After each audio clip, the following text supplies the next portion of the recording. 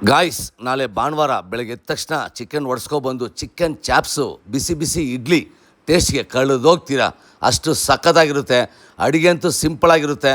ಪ್ರತಿಯೊಬ್ಬರು video save ಮಾಡ್ಕೊಳ್ಳಿ. ಭಾನುವಾರ ಇಡ್ಲಿ ಚಿಕನ್ ಚಾಪ್ಸ್. ಬಿಸಿ ಬಿಸಿ ಕಾಯುವ ಬಾಣಲೆಯಲ್ಲಿ 2-3 ಸ್ಪೂನ್ ಎಣ್ಣೆ, ಚಕ್ಕೆ, ಲವಂಗ, ಕಾಳುಮೆಣಸು ಅಷ್ಟು ಎಣ್ಣೆಯಲ್ಲಿ ಹಾಕಿ ಸಾಂಬಾರು ಈರುಳ್ಳಿ ಹಾಕಿ ಟೇಸ್ಟ್ ಅಂತೂ ಸಖತ್ತಾಗಿರುತ್ತೆ.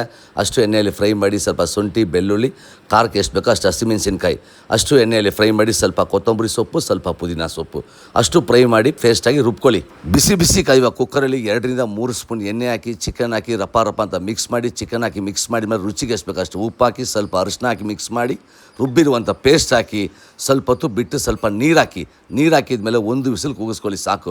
ಗೊತ್ತಲ್ವಾ ಫೈನಲ್ ಟಚ್. ಕೊತ್ತಂಬರಿ ಸೊಪ್ಪು ಘಮ ತಿಂದರೆ ಕಳೆದೋಗ್ತೀರಾ.